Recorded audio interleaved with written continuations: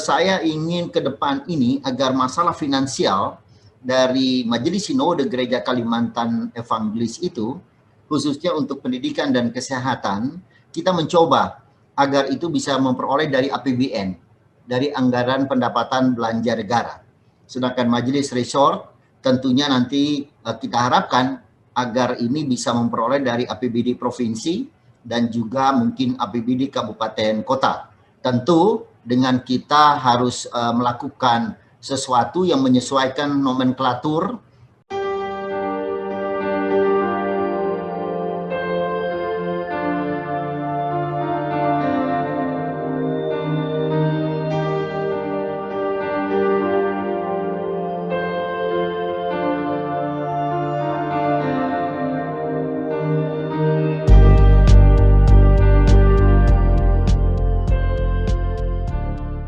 Dr. Miko Lujen yang pada hari ini sebagai narasumber, dan Ibu dan Bapak-Bapak penanggap, Ibu Pendeta Dr. Simpun Eflion, Pak Pendeta Dr.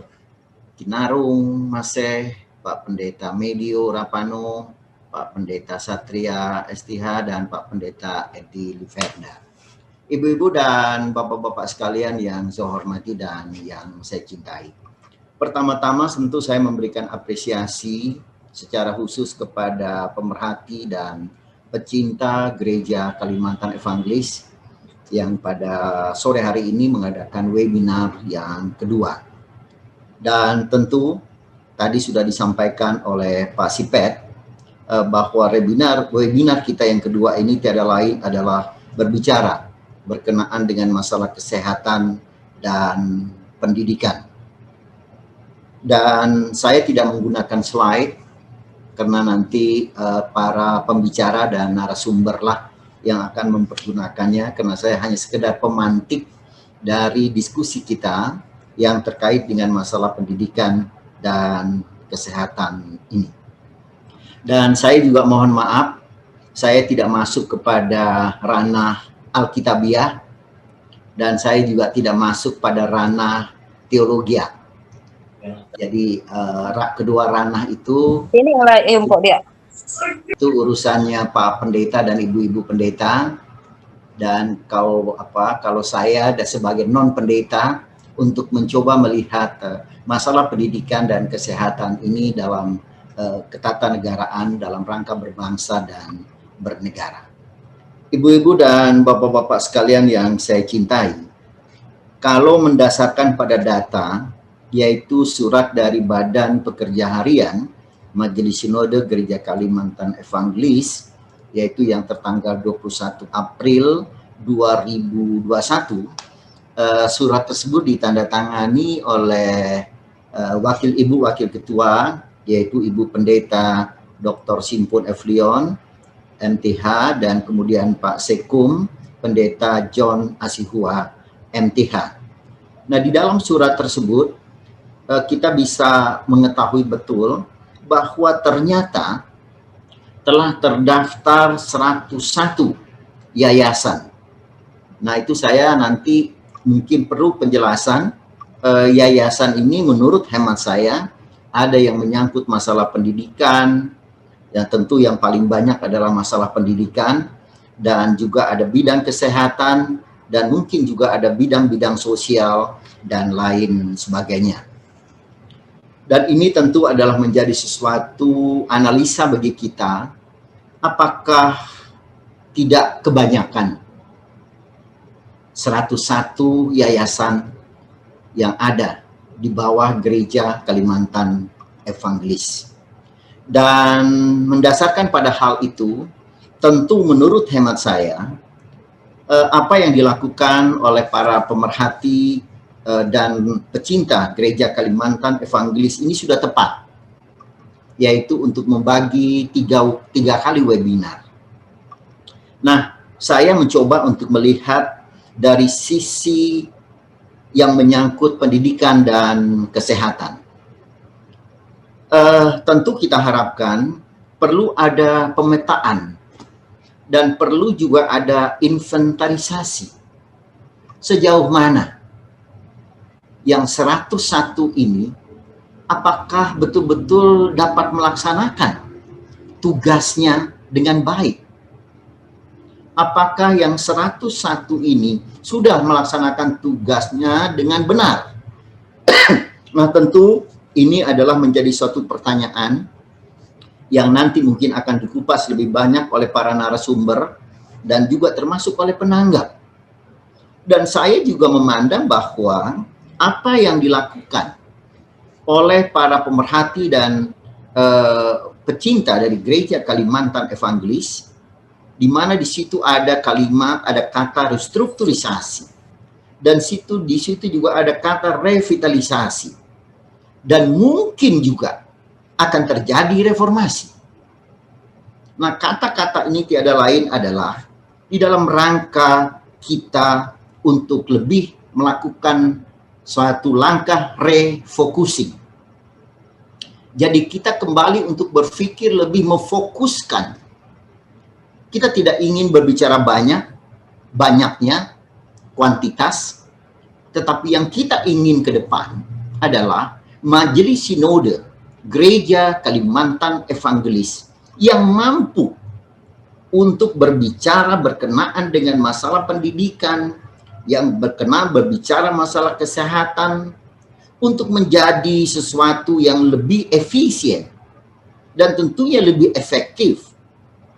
Malahan saya berpikir, apa guna kita banyak memiliki yayasan?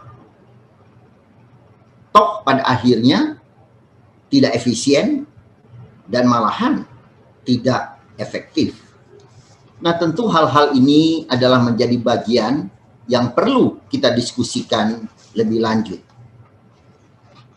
Ibu-ibu dan bapak-bapak sekalian yang saya cintai, beberapa kali sudah kita dengar bahwa kita sekarang mengalami suatu era disrupsi, era shifting, di mana kita sekarang mengalami era revolusi industri 4.0, dan kemudian apa yang kita alami ini adalah merupakan suatu era digitalisasi, di mana era ini adalah merubah sikap tindak kita, merubah perilaku kita, dan tentu saya berpengharapan bahwa Gereja Kalimantan Evangelis harus berani untuk melakukan sesuatu langkah-langkah yang positif, langkah perubahan. Tentu perubahan Gereja Kalimantan Evangelis terkait dengan masalah restrukturisasi, terkait dengan masalah revitalisasi, dan lain sebagainya, bukan pada visi, misi, dan perjuangan Yesus.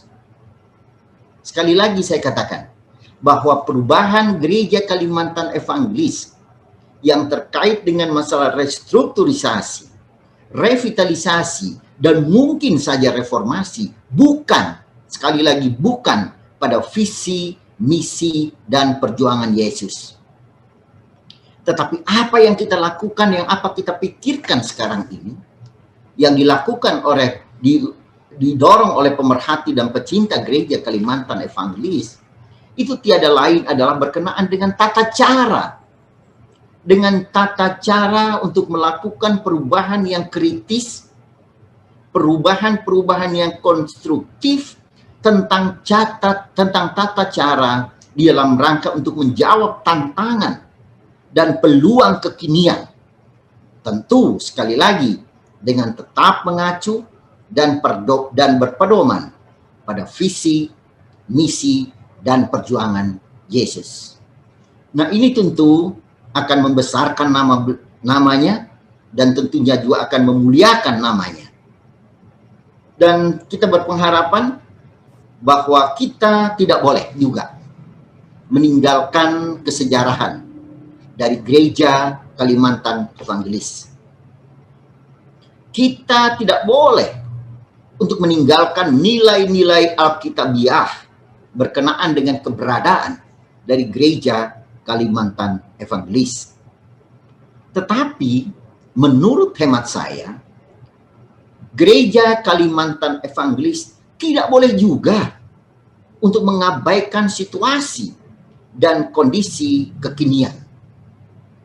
Tentu nilai-nilai tersebut yang harus selalu melekat dalam istilah saya 3P, dalam pikiran, dalam perkataan, dan juga di dalam perbuatan.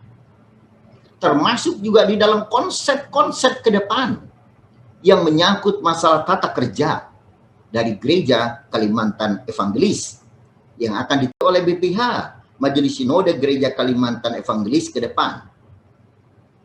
Saya berpandangan kuncinya ada pada sinode umum yang akan datang, yang akan dilaksanakan di Gunung Mas pada bulan Juli 2021 mendatang. Kuncinya ada pada resort yang mempunyai hak suara. Dan ini adalah tantangan. Dan tentu di balik itu juga adalah merupakan peluang. Ibu-ibu dan bapak-bapak sekalian yang saya cintai, saya jadi teringat pada apa yang pernah dikatakan oleh Robert F. Kennedy.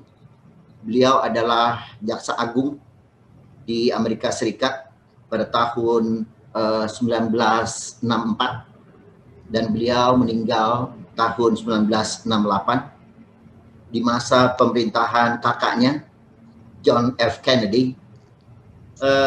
Robert F. Kennedy pernah berucap, kemajuan merupakan kata yang merdu. Tetapi perubahan penggeraknya dan perubahannya mempunyai banyak musuh. Artinya penggerak dan pelaku perubahan pasti akan banyak musuh. Menurut Robert F. Kennedy. Artinya tidak mudah untuk melakukan apa yang diinginkan untuk melakukan perubahan. Nah, ibu-ibu dan bapak-bapak sekalian, tetapi kita tidak boleh juga terpaku. Dan karena kita melihat nanti mungkin banyak disampaikan tantangan-tantangan ke depan ini, dan tentu harapan kita bahwa di dalam era revolusi industri 4.0 ini, kita harus sekali lagi untuk mampu memberikan yang terbaik. Untuk memberikan yang terbaik kepada Gereja Kalimantan Evangelis. Dan berikutnya, saya ingin masuk kepada perubahan berkenaan dengan masalah apa yang tadi saya sampaikan yang terkait dengan Gereja Kalimantan Evangelis. Saya ingin sekali lagi tegaskan bahwa restrukturisasi dan revitalisasi dan mungkin juga reformasi itu bukan merupakan suatu barang yang istilahnya barang yang tabu, bukan merupakan sesuatu yang sakral. Sepanjang kita masih tetap di dalam rangka visi dan misi kemuliaan namanya, dan itu saya yakin dan percaya kita tidak akan keluar dari alur atau keluar dari rel yang sebagaimana telah dilakukan oleh para pendahulu-pendahulu dari Gereja Kalimantan Evangelis. Kita pada akhirnya juga tidak boleh terlalu optimis. Atau malahan juga kita tidak boleh untuk pesimis di dalam menghadapi segala keadaan. Tetapi saya memandang bahwa Gereja Kalimantan Evangelis ke depan harus mampu untuk realistis. Realistis di sini tidak pula untuk menghalalkan atau menerima segala cara, tetapi kita harus wajib untuk saat yang saya awal katakan, harus mampu untuk kritis yang tentunya dibarengi dengan sikap konstruktif yang tiada lain adalah tujuannya untuk keberhasilan dengan semangat kebersamaan.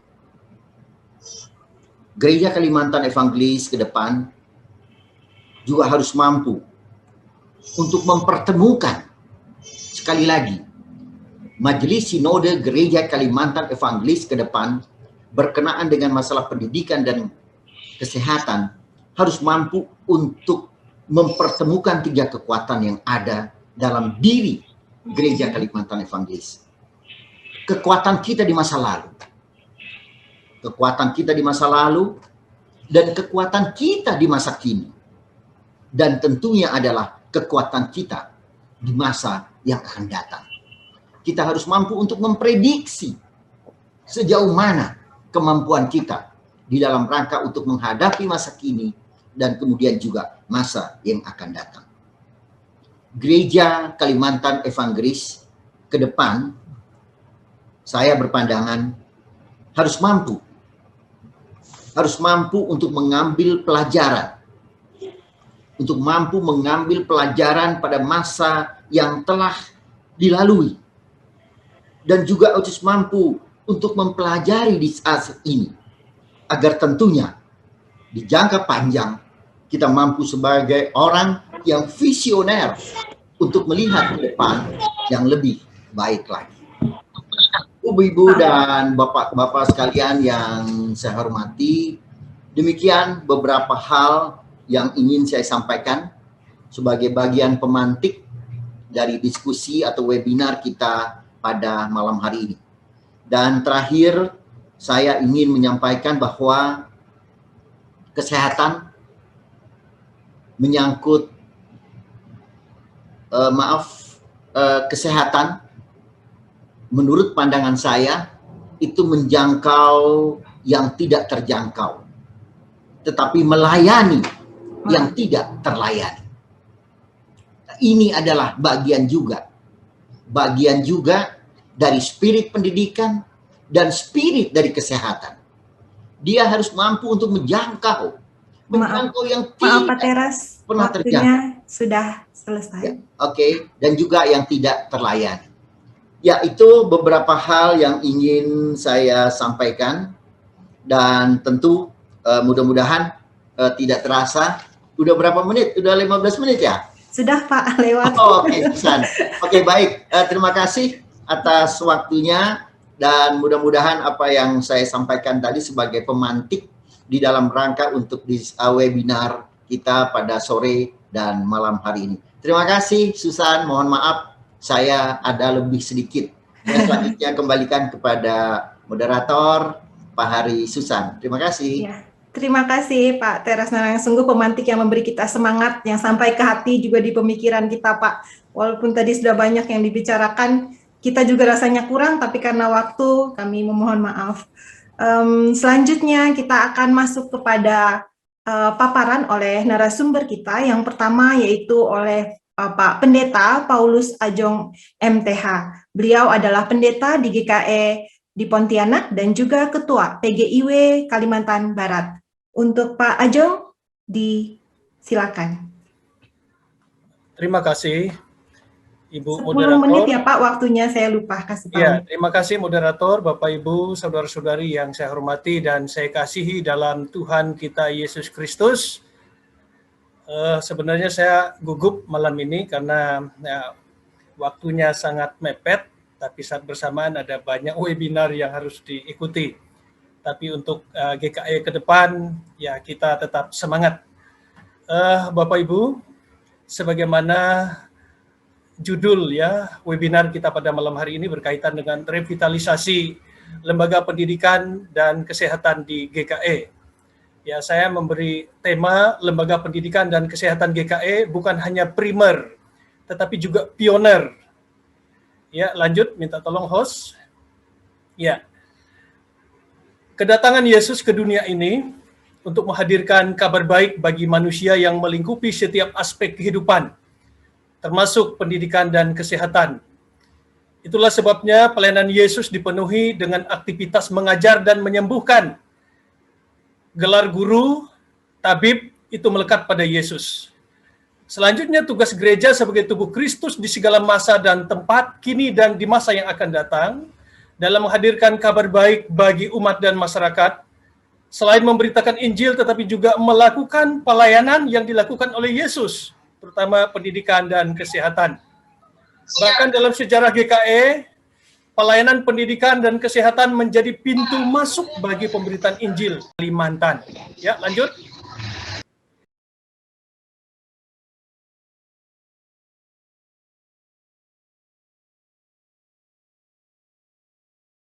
Pak Paulus, suaranya mikrofonnya termute. Di unmute saja, Pak. Mikrofonnya. Oh ya, sorry. Ya, saya ingin mengajak kita melihat selayang pandang ya tentang apa yang GKE telah buat dari era RMG, kemudian Basel Mission.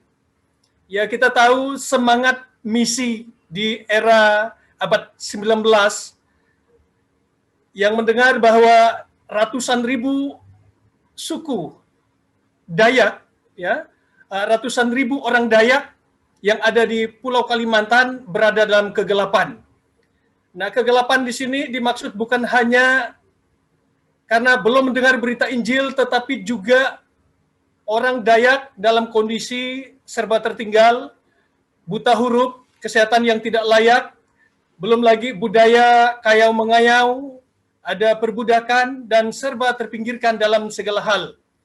Karenanya misi para misionaris pada awalnya ingin menghadirkan terang Kristus yang holistik, bukan hanya menyelamatkan jiwa, tetapi juga menyelamatkan segala aspek kehidupan, termasuk di bidang pendidikan dan kesehatan.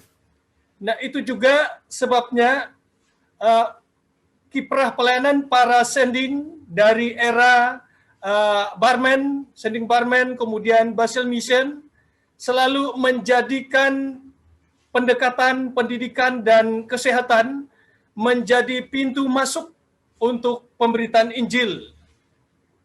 Dan singkat kata, dengan begitu kuat pendekatan pendidikan dan kesehatan bagi masyarakat Dayak khususnya dan masyarakat yang ada di Kalimantan umumnya, sehingga tatkala saat serah terima antara sending, terutama Basel ke GKE, dan itu bisa terlihat dari Akta Notaris nomor 2 tanggal 8 Mei 1950, kurang lebih tercatat 100 buah sekolah peninggalan ya para sending waktu itu diserahkan kepada GKE. Bahkan tidak sedikit ruangan bilik sekolah itu disewa, dipergunakan oleh pemerintah. Ya, lanjut. Ya, menurut hemat saya bahwa pendidikan kesehatan yang dirintis oleh para sending, kemudian diteruskan oleh GDE, Gereja Dayak Evangelis, sampai ke GKE, itu sesungguhnya amat primer waktu itu, bahkan pioner. Tetapi menurut hemat saya ada kesan pragmatis, artinya kurang memberi pondasi pendidikan yang visioner untuk jangka panjang. Dan memang harus kita akui kehadiran lembaga pendidikan GKE dulunya sangat besar jasanya bagi masyarakat Dayak di Kalimantan.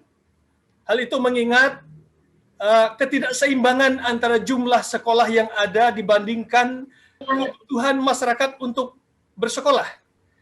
Namun berkat kehadiran sekolah GKE, apalagi banyak sekolah GKE juga di mana ada sekolah di situ ada asrama pelajar, masyarakat pedalaman sangat tertolong, tertampung ya. Di mana tatkala sekolah negeri sangat terbatas, maka sekolah-sekolah GKE bisa menampung masyarakat kita dari pedalaman, dari pehuluan. Bahkan di berbagai tempat, sekolah GKE ini sangat penting bagi pintu masuk kehadiran GKE secara organisasi. Ambil contoh misalnya di berbagai tempat, misalnya di GKE Melawi, itu sekolah lebih duluan ada. Baru belasan puluhan tahun kemudian baru jemaat GKE ada di situ. Nah, itu artinya sekolah-sekolah GKE pernah berjaya pada eranya, terutama di era-era tahun 1980 sampai kebijakan pemerintah terkait Inpres, dibukanya sekolah-sekolah negeri di berbagai daerah sampai saat ini. Ya, lanjut. Next. On, host dibantu.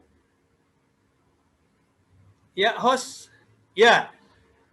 Saat ini bagaimanapun berjayanya GKE di era-era awal ya, pergumulan pendidikan GKE yang amat baik itu ternyata sudah dirasakan sejak awal. Nah, itu kelihatan sekali ada dilema yang saya tangkap antara di satu sisi Injil bersifat holistik, menerangi semua aspek kehidupan termasuk di dalamnya pendidikan dan kesehatan, namun saat bersamaan muncul banyak kesukaran-kesukaran yang dihadapi oleh lembaga pendidikan dan kesehatan GKE, terutama berkaitan dengan material ya, tenaga guru, infrastruktur, fasilitas, dan lain-lain. Belum lagi menurut hemat saya, lagi-lagi ini subjektif, mohon dikoreksi, fondasi pendidikan yang ditanamkan oleh sending kita memang agak kurang kuat jika dibandingkan fondasi pendidikan yang ditanamkan oleh para sending Katolik. Ini silakan nanti dikoreksi. Nah, karenanya melalui sinode umum GKE ke-8 itu pernah dipertanyakan, bahkan wacana itu sepertinya cukup menguat. Apakah masih perlu sekolah Kristen dilanjutkan? Itu artinya para pendahulu tokoh-tokoh GKE itu sudah sadar betul tentang eksistensi sekolah-sekolah GKE, lembaga pendidikan kesehatan GKE di masa yang akan datang.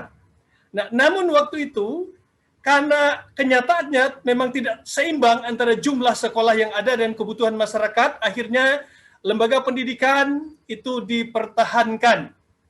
Nah, namun sejak awal-awal 90-an itu sebenarnya sudah ada pengambil alihan atau diserah terima sekolah-sekolah GKE, lembaga pendidikan GKE ke pihak swasta termasuk ke pihak pemerintah. Nah, catatan kritis saya, lagi-lagi lembaga pendidikan dan kesehatan GKE dilaksanakan para sending GKE sebenarnya nampaknya bukan primer ya, tetapi pioner, menunggu kesiapan negara, mempersiapkan sekolah menyeluruh di seluruh penjuru tanah air. Kepentingan utamanya sebenarnya di pemberitaan Injil, namun ada kesulitan dalam hal budaya, termasuk kesulitan karena buta huruf dan seterusnya, maka pendidikan itu dilaksanakan oleh para sending. Tetapi sepertinya bisa saja saya sangat keliru, pragmatis. Karenanya fondasi pendidikan yang visioner itu ya memang agak labil, sehingga prasyarat untuk eksistensi lembaga pendidikan untuk jangka panjang seperti manajemen, guiding, mentoring itu agak kurang. Bandingkan dengan sending Katolik sebagaimana saya katakan tadi. Bahkan misalnya ambil contoh saat ini, salah satu lembaga pendidikan Kristen yang cukup terkenal, misalnya BPK Penabur. Itu kalau tidak salah itu memang warisan dari pendidikan Belanda begitu. Jadi fondasi pendidikan itu sudah sangat kuat. Begitu juga sekolah-sekolah Katolik. Fondasi pendidikan, visi pendidikan itu juga sudah sangat kuat dan berjangka panjang. Berbeda dengan fondasi pendidikan yang ada di GKE. Karena bisa jadi karena ya kebutuhan pragmatis waktu itu. Nah, itulah sebabnya saya maaf, saya mengingatkan waktunya tinggal 1 menit. Oh, alah. Ya, terima kasih. Jadi ada tantangan internal eksternal ya. Secara internal ya yayasan pendidikan kita, lembaga pendidikan, komitmen bersama, ya banyak yang harus diperbaiki. Belum lagi berkaitan dengan eksistensi GKE ke depan ya. Dengan apakah kita masih alasan sosial, transfer nilai Kristiani atau mengarah ke profit.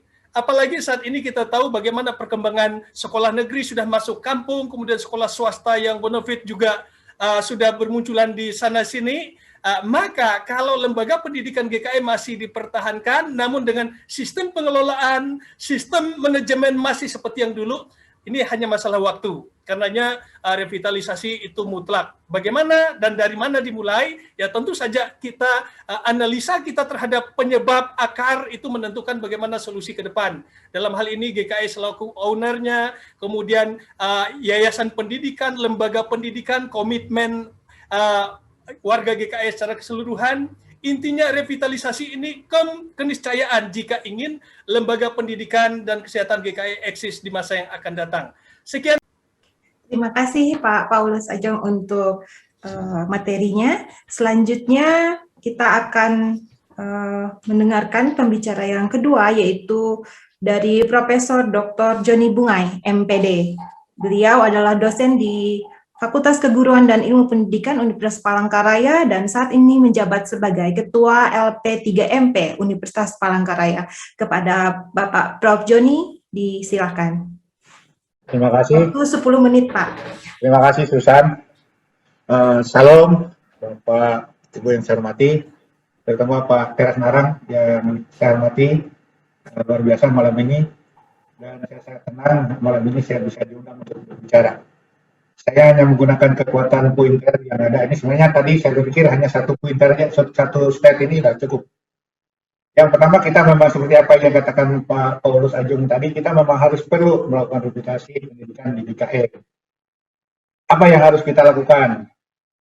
Pertama, kita harus mencari sumber daya manusia DKE yang memiliki talenta dalam bidang pendidikan. Kita percaya bahwa setiap orang yang ada di GKE ini banyak yang punya talenta yang bagus pendidikan. Nah, lalu SDM itu akan melakukan koordinasi. Seperti saya ingat Pak Teras waktu jadi gubernur sering menyampaikan ini, harus ada koordinasi, komunikasi, harus ada inovasi, dan seterusnya untuk bagaimana membangkitkan pendidikan GKE yang ada. Nah, lalu pilar pendidikan GKE ini sebenarnya kita tidak bisa melepaskan ya, 3 pilar pendidikan Kristen ini. Keluarga, sekolah Kristen, dan gereja. Ini peran gereja ini cukup besar. Saya pikir seperti yang katakan Pak Teras Narang tadi dalam pembukaan, harapan kita pada saat ini karena kesempatan yang baik dengan situasi COVID seperti ini, dengan kondisi bahwa di era saat ini, era teknologi informasi, maka peran gereja itu sangat penting sekali. Kita berharap di sinode nanti akan terpilih ketua umum sinode GKE, orang-orang yang memiliki talenta mampu meningkatkan kualitas sumber daya manusia Kristen ini. Saya dulu sempat merasakan ketika pendidikan GKE ini sangat bagus gitu. Kebetulan saya lulus dari SMP Kristen di Kuala Kapuas. Pada saat itu SMP Kristen itu banyak muridnya gitu. Saya sampai beberapa kelas gitu. Dan yang masuk di SMP Kristen angkatan saya itu tidak hanya orang Kristen, tapi banyak orang-orang Muslim yang masuk sekolah itu. Kami bersama-sama dan mereka senang belajar. Saya melihat kenapa waktu itu sangat banyak orang-orang Kristen masuk di sekolah Kristen. Ada satu hal yang menarik saya lihat, itu dari saya melihat dari kepemimpinan kepala sekolah. Nah, sekolah Kristen GKE ini harus memberikan orang tua itu kepercayaan ya. Saya baru berdiskusi, kebetulan saya mengajar, karena sekarang di era informasi ini saya mengajar banyak mahasiswa yang dari luar Kalimantan. Saya coba bertanya-tanya, kebetulan ada satu mahasiswa saya yang memiliki sekolah yang sangat banyak muridnya di Balikpapan, tapi bukan Kristen gitu. Saya bertanya, kan sekolah-sekolah Islam itu kan banyak, baik dari NU, dari Muhammadiyah dan sebagainya banyak, tapi kenapa sekolah yang tempat kamu ngajar itu bisa banyak muridnya? Ini kami selalu melakukan, ada pemuas kami yang selalu menyampaikan apa yang kami kerjakan di sekolah. Inovasi-inovasi apa yang kami lakukan di sekolah. Bagaimana kami menginformasikan perkembangan muridnya dalam belajar. Sehingga banyak orang tua tertarik masuk ke sekolah itu. Gitu. Ini yang harus perlu dilakukan. Jadi kita harus pertama memberikan kepercayaan. Sekarang itu kenapa sekolah-sekolah Kristen, sekolah-sekolah GKE itu tidak banyak diminati. Yang pertama itu karena kurangnya kepercayaan orang-orang GKE. Kita harus mengembalikan itu. Seperti dikatakan di awal tadi, kita memang harus mencari SDM yang memiliki kualitas yang baik.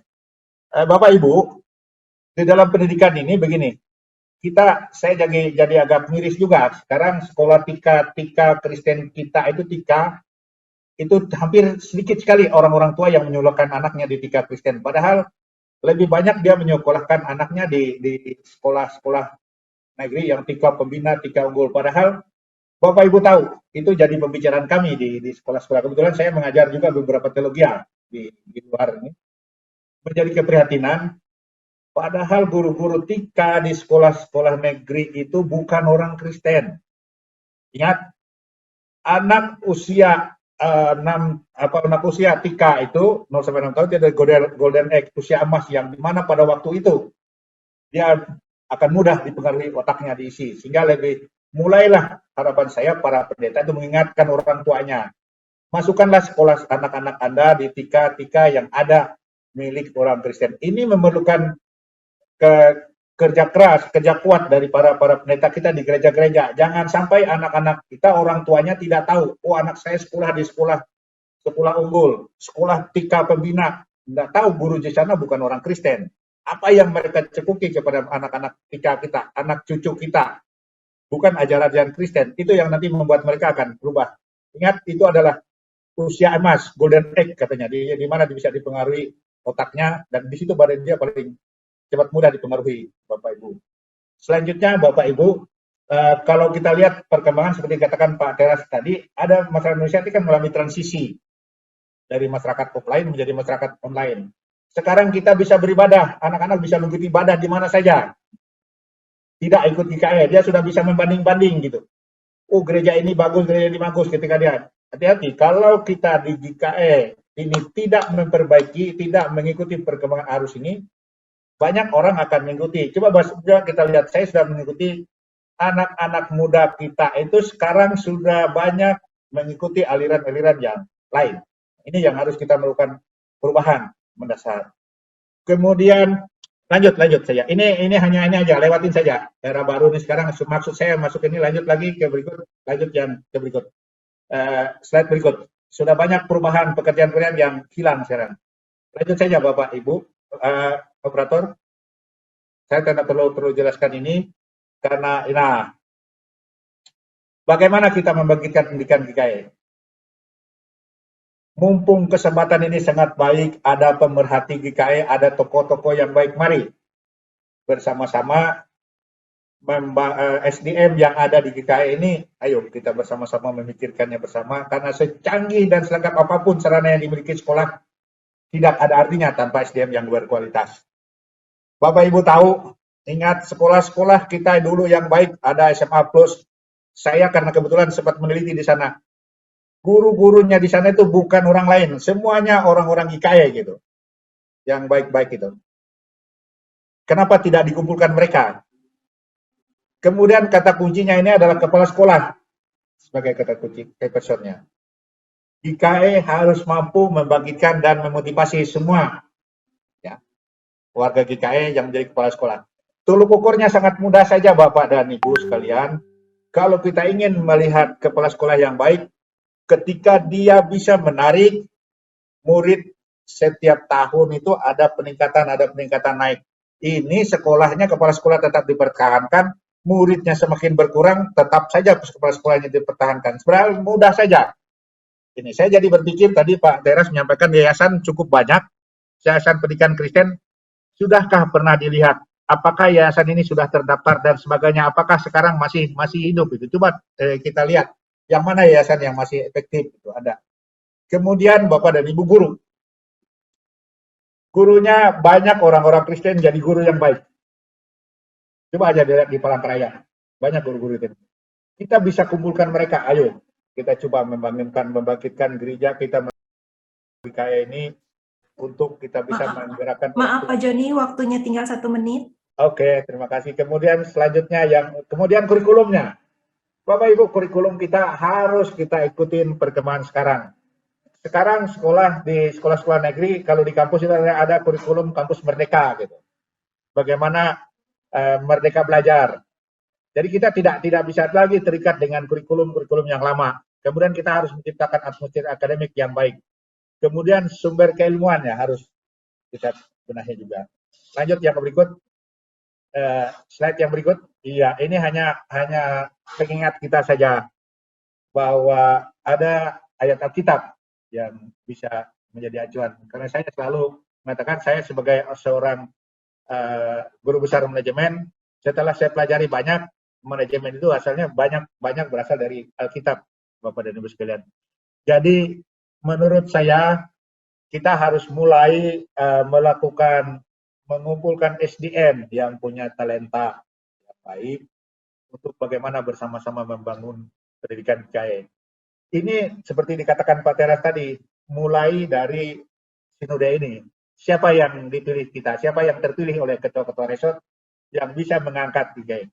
Karena kalau kita lengah, Bapak dan Ibu, pendidikan kita tidak kita abaikan, anak-anak kita sudah banyak masuk ke aliran-aliran yang lain karena kita lengah, ya kita akan bisa melihat dampaknya. Ini perjuangan yang cukup luar biasa. Terima kasih. Terima kasih Prof. Joni. Selanjutnya kita akan masuk ke pembicara yang ketiga, yaitu dari sisi kesehatan, yaitu Dr. Miko Lujen SPOG. Beliau adalah dokter pada RSUD Dori Silvanus Palangkaraya dan juga sebagai pimpinan atau pemilik Barito Sinta di Palangkaraya. Kepada Dr. Miko dipersilahkan. Salam sejahtera.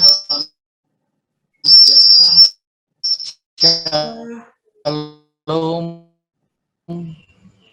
Suaranya Dr. Miko.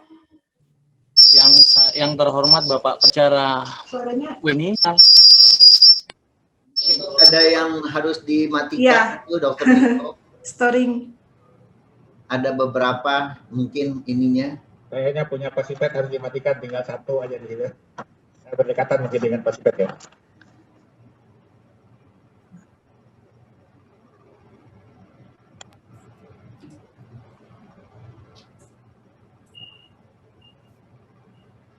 Bagaimana suaranya? Bisa? Oke, mantap. Ya, Jelas? bagus Pak, bagus.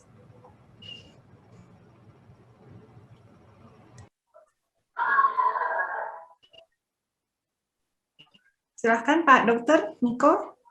Jelas? Ya, sudah jelas Pak.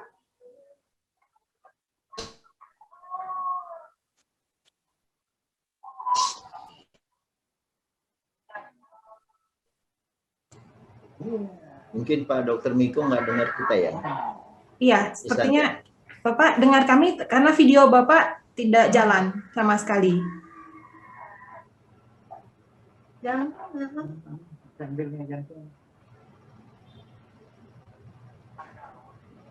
Pindah ke Pak Sibet.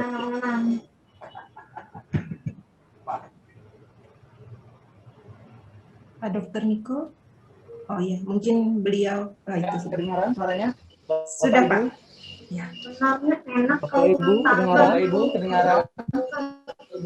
Nggak dipanggang, bak, enak pada nggak dipanggang, bak, enak. Siapa tuh Ilo?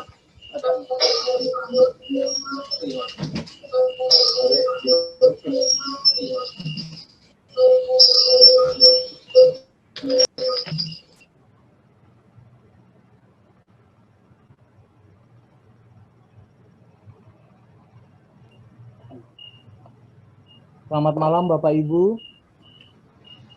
Shalom. Shalom. Shalom.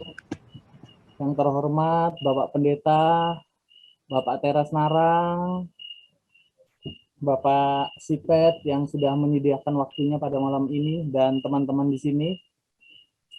Saat ini saya akan berbicara mengenai revitalisasi kesehatan di era pandemi. Mungkin nanti kurangnya bisa ditambahkan apa yang diinginkan oleh masyarakat GKE dalam era pandemi ini dan setelah pasca endemi ini. Slide.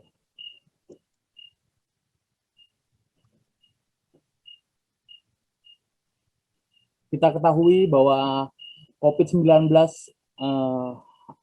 mulai muncul tahun 2019 Desember di Wuhan, China, dan di Indonesia kita ketahui mulai 2 Maret itu ditetapkan bahwa ada kejadian pertama, dan saat ini kalau kita lihat sampai ini catatan saya 8 Juni penduduk Kalteng sudah hampir 23.000 terkena COVID ini, dan range-nya kita kalau kita lihat angka kematiannya memang kalau secara nasional itu 2,9%, tapi saat ini kita ada di 2,7%. Dan harapan dari WHO itu adalah sebenarnya 2,3%, tinggal sedikit aja. Ya mungkin kita tertolong karena daerah demografi kita ini yang luas, sehingga jaraknya lebih jauh, ya tidak seperti di kota Jawa, lebih padat. Itu keuntungan dari demografi kita. Slide.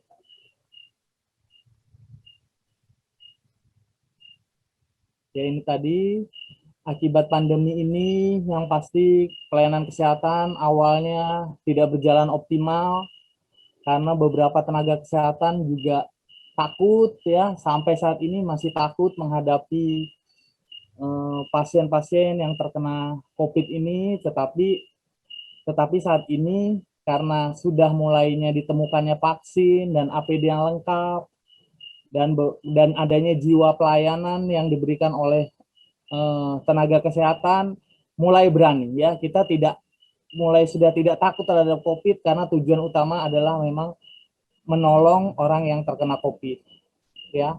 Dan yang paling sangat menghantam sekali yaitu keadaan ekonomi kita, ya tidak sedikit masyarakat GKE kita saat ini selain jatuh dalam angka kesakitan, bahkan angka kematian yang tinggi, bahkan kita lihat juga sekarang banyak yang di PHK akibat ekonomi yang melemah ini. Slide. Strategi awal kita, ya Pak Jokowi sudah benar mengambil langkah PSBB, ya. Setelah itu kita saat ini mulai berjalan ke arah new normal, ya. Puji Tuhan pada saat hari ini dari mulai Januari, Februari kita sudah memulai vaksinasi, walaupun saat ini baru sekitar 10% penduduk kita yang target vaksinasinya baru berjalan, dan itu sangat sedikit sekali, tidak seperti target kalau kita lihat negara Amerika, karena mereka juga mempunyai vaksin sendiri, mereka sudah sepertiga penduduknya, ya, hampir 110 juta mereka sudah dilakukan vaksinasi, sedangkan kita masih belum, dan beberapa masyarakat kita juga agak takut itu dilakukan disuntik vaksinasi. Nah, new normal udah kita ketahui bahwa saat ini kita sudah anggap biasa melakukan protokol kesehatan. Kita lihat sendiri bahwa anak-anak pun kecil-kecil sudah ketemu orang langsung Pak minta masker. Nah, mereka udah takut. Nah, mereka udah mulai kita ajarkan memakai protokol kesehatan, dan saat ini dengan adanya new normal ini juga, walau kemarin kita sempat hampir semi lockdown, ya. Tetapi dengan adanya new normal, sekarang mulai berjalan, ya. Toko-toko sudah mulai buka, sudah mulai berani. Awalnya juga kalau gereja kita lihat tutup semuanya, tetapi sekarang sudah mulai melayani, ya, walaupun ada batasan umur. Dan kita lihat juga sampai sekarang vaksin sudah ditemukan, ini adalah hal yang positif. Cuma permasalahannya di gereja juga harus sering melakukan promotif dan preventif untuk mengajarkan masyarakat khususnya GKE untuk melakukan vaksinasi agar tertularnya ini semakin menurun, walaupun tertular tapi tidak jatuh dalam sakit pneumonia, sesak napas berat. Lanjut. Oh, Mahmiko. Ya, ini adalah new normal yang kita sering sudah lakukan, udah biasa sampai 1 tahun ini kita udah biasa, ya. Selalu wash your hand, menggunakan sabun, ya, tidak berjabat tangan, selalu menggunakan masker, selalu menggunakan sanitizer, sampai ke anak-anak kita juga sudah melakukan ini semua. Dan yang penting juga yang penting sekarang memang yang masih agak kurang disiplin, kita masih social distancing, physical distancing, karena masih banyaknya kita melakukan, ya kalau kita lihat dari acara perkawinan itu paling banyak nih di Kalteng yang kena COVID. Kita lihat, ya. Sedangkan kalau di New Zealand mereka perkawinan hanya boleh 10 orang. New Zealand adalah salah satu negara yang berhasil, ya. Setelah itu Australia, mereka pemakaman juga hanya boleh 10 orang, ya. Dan ada hal-hal penting yang dilakukan semua, dan mereka berhasil menurunkan itu. Dan larangan bepergian dari daerah ke zona merah kita sudah lakukan ini, ya. Lanjut. Nah, saat ini kita sangat bersyukur kita udah ditemukan vaksinasi yaitu Sinovac, ya. kalau saya lihat Sinovac sangat baik saat ini, komplikasinya sangat jarang ya. Jadinya masyarakat GKE kalau bisa itu jangan takut untuk kalau ada memang suntik Sinovac. Memang yang terbaru adalah AstraZeneca. Kalau kita lihat AstraZeneca memang banyak beberapa komplikasi. Malah menurut PAPDI penyakit dalam itu umur 30 tahun jangan disuntik vaksin Zeneca karena beberapa komplikasi banyak terjadi. Ya mudah-mudahan ini Sinovac masih ada. Menurut data sampai 30 Juni ini vaksin Sinovac masih dipergunakan. Ya lanjut. Ya lanjut. Lanjut. Teruskan. Slide. Kita lihat itu tadi ya, kita sangat rendah, vaksinasi kita baru 5-10%.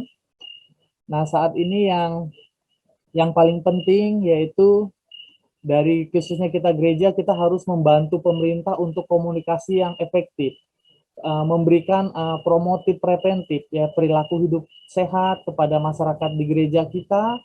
Ya tujuannya selain bukan terkena COVID aja, tapi ke depannya itu sangat baik. Pertama kalau kita tahu sekarang itu disuruh makan gizi yang berimbang, kita harus berolahraga teratur, kita cukup tidur, itu ada satu hal yang baik. Ya kan, selain tidak terkena COVID, kalau kita lihat nanti angka kematian menurun, yaitu berkurangnya seumpamanya nanti 10 tahun lagi akan penyakit degeneratif berkurang, diabetes mellitus, hipertensi. Ya kita secara tidak langsung pandemi ini mengajarkan banyak hal yang positif, bukan negatif aja untuk kesehatan kita. Nah itu yang perlu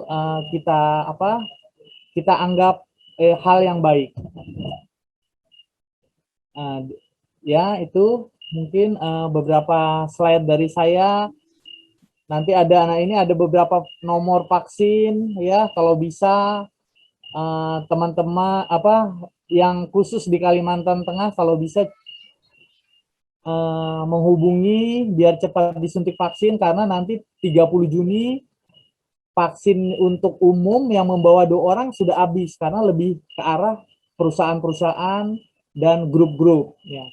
Sebaiknya segera sebelum 30 Juni. Ada tambahan lagi yang kemarin? Cukup, saya rasa cukup begitu, nanti sambil kita diskusi. Cukup begitu Pak Teras Narang. Oke, terima kasih Dokter. Terima kasih Dokter Miko. Ya, mohon kurang lebihnya nanti bisa ditambahkan. Oke. Shalom. Shalom. Terima kasih Dokter Miko. Selanjutnya kita akan masuk kepada sesi penanggap. Masing-masing penanggap juga akan diberikan waktu 10 menit. Yang pertama kami persilahkan Bapak Pendeta Dr. Kinurung Maleh yang adalah Ketua STT GKE Banjarmasin. Kepada Bapak Kinurung Maleh dipersilahkan. Ya, terima kasih Ibu Susan. Boleh saya share screen ya?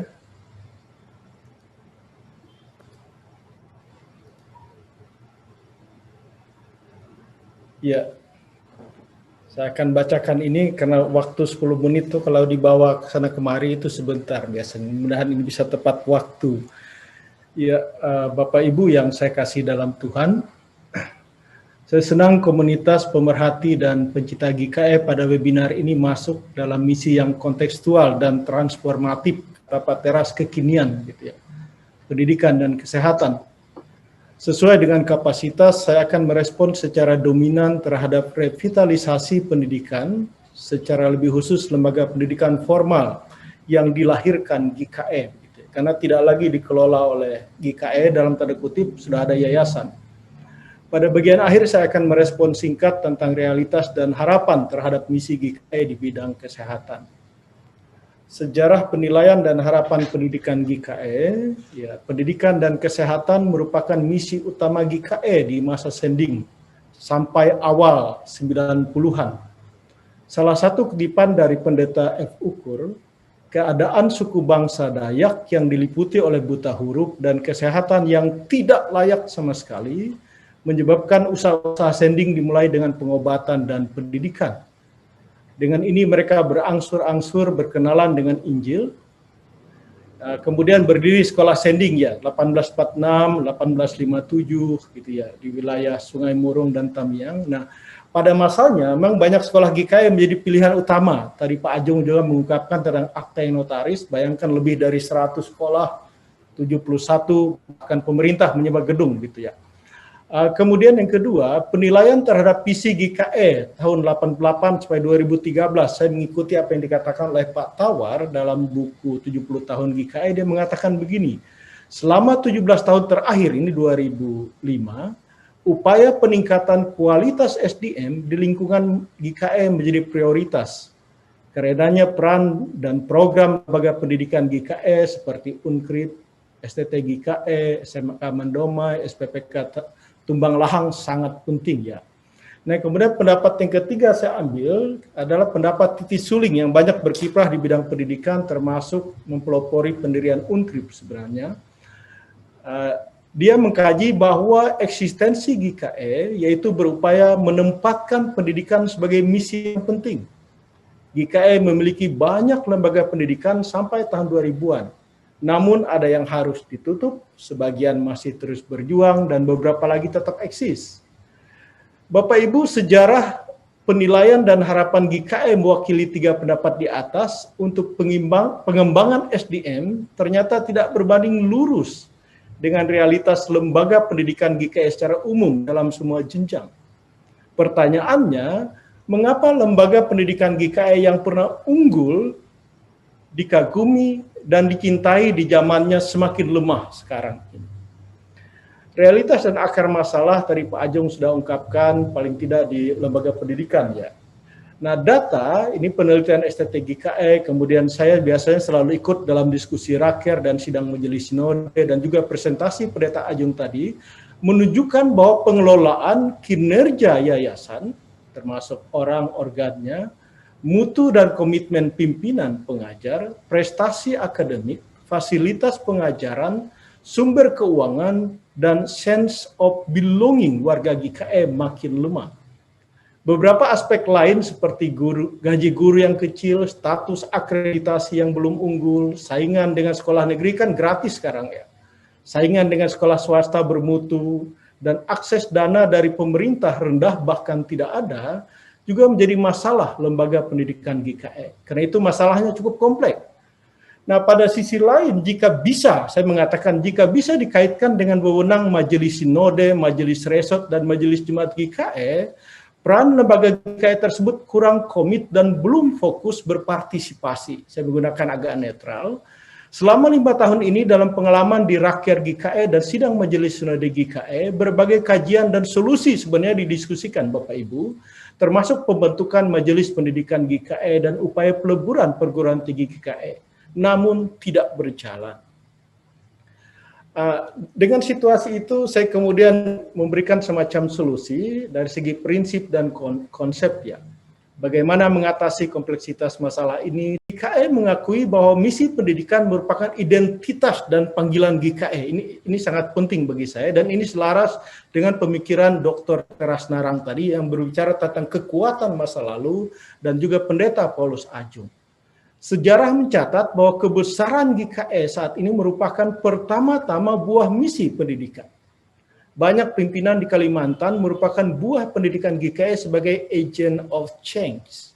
Dengan demikian, GKE baik secara organisasi ini menurut saya, majelis sinode, resort sinode, maupun secara organisme, orang atau jemaat harus revival, memiliki komitmen, program, dan anggaran untuk mendukung lembaga pendidikan GKE.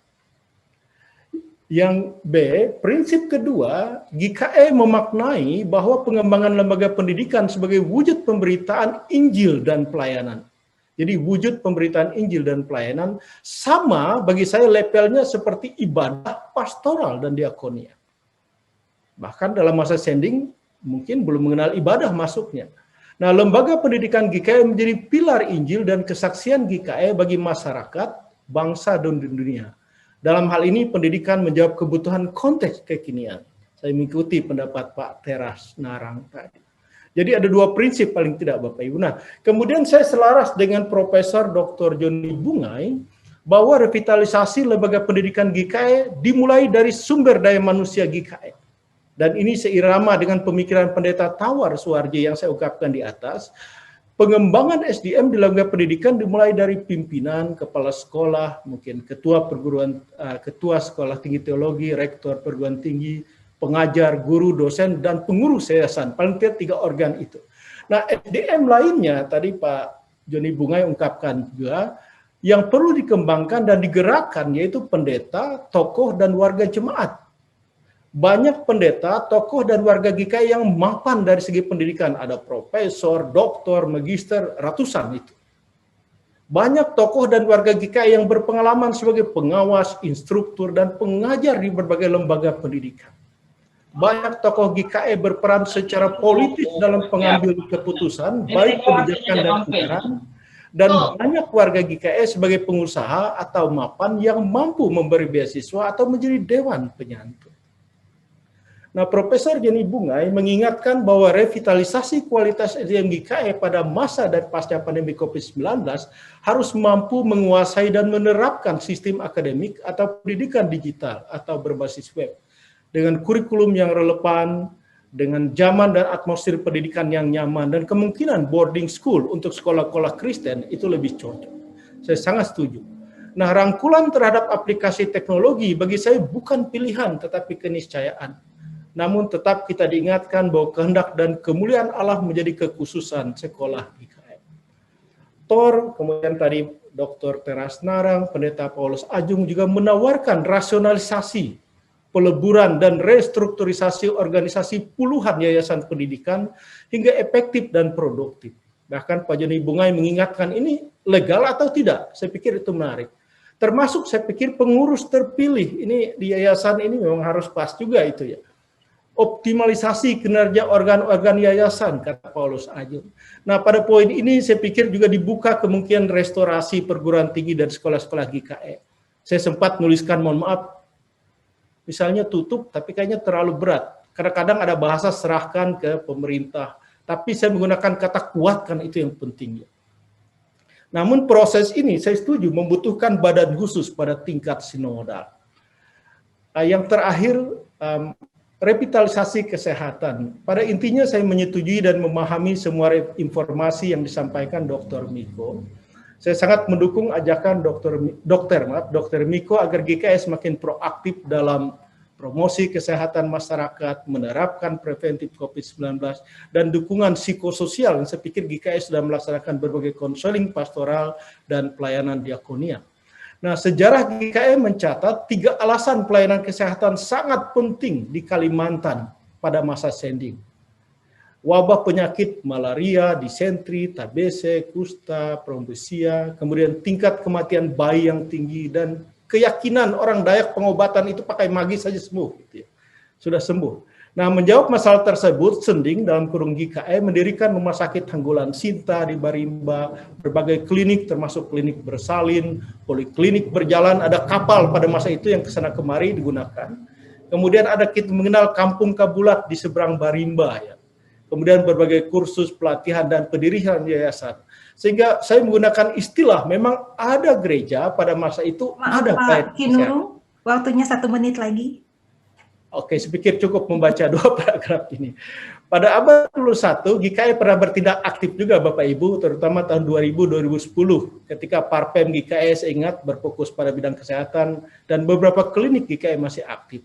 Namun kita harus akui bahwa pada 1 dekade terakhir, keterlibatan langsung baik dalam misi strategis yang program, ini kan hampir berdiri rumah sakit namun gagal begitu sayangnya ya, maupun melalui lembaga kesehatan GKI diklasifikasikan melemah. Sehingga saya melihat gaung misi bidang kesehatan hampir tidak terdengar dalam sidang di tingkat sinode, tidak tahu resort atau jemaat ya.